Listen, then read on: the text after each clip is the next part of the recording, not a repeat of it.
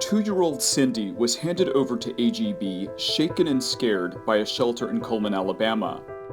Life as a stray took its toll, and it was during her wellness check that it was discovered Cindy was suffering from an untreated dislocated elbow. It was also found that she had severe atrophy of her front left leg and would need several surgeries in order to give her any chance at all for a better life. AGB's team of dedicated vets took action to give Cindy that chance. Our supporters also came to the rescue, donating thousands of dollars to cover the expensive medical procedures. While in the care of AGB, Cindy was placed with foster volunteers Dan and Diane, who took great care at giving Cindy the love and attention she needed while she was immobile and recovering from surgery. For 6.5, 7 weeks, Cindy was picked up and carried down the 6 or 7 steps that we have into our house multiple times a day. Throughout the 6 weeks recovering in their care, Cindy began to come out of her shell. Personality came to bloom very rapidly. She was a very affectionate dog. She would come and want to lay in your lap. She was friendly to our pack of 3 dogs.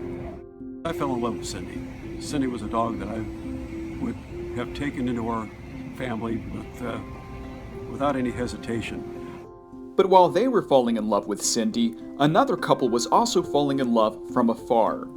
That's what makes this story remarkable. Shortly after Cindy arrived at AGB, Sandy and Diane of Denver, Colorado, responded to her web bio and began the adoption process. Despite the expense for ongoing medical treatment, the uncertainty of whether or not an amputation would be necessary, and a distance of more than 1,300 miles.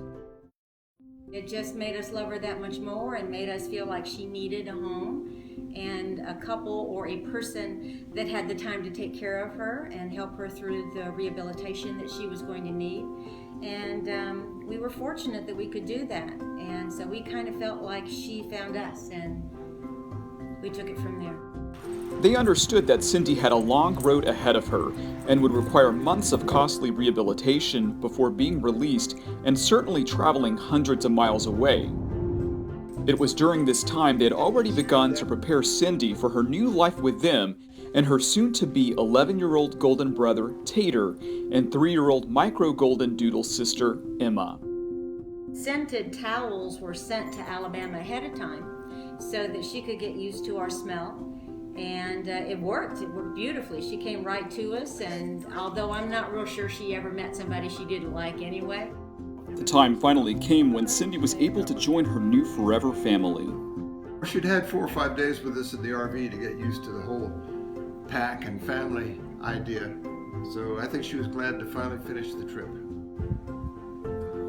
The journey to a new life began, and with this new journey came a new name, Molly. When Molly first got here, she kind of snooped around, looked around. The other 2 kind of taught her the ropes as to what was where, and she went to the fireplace and lay down and took a nap. She's found a best friend in our older dog Tater, who's 11 years old, a golden retriever, and they are best buddies and totally inseparable. Molly is enjoying her new life in Denver. She continues to undergo physical therapy, and the family works with her daily to bring back use in her leg. We know that she'll hopefully be about 80%, but long term, I think she'll have a great life. Molly's story is the perfect example of the great lengths to which volunteers, supporters, and forever families go in order to rescue a golden in need.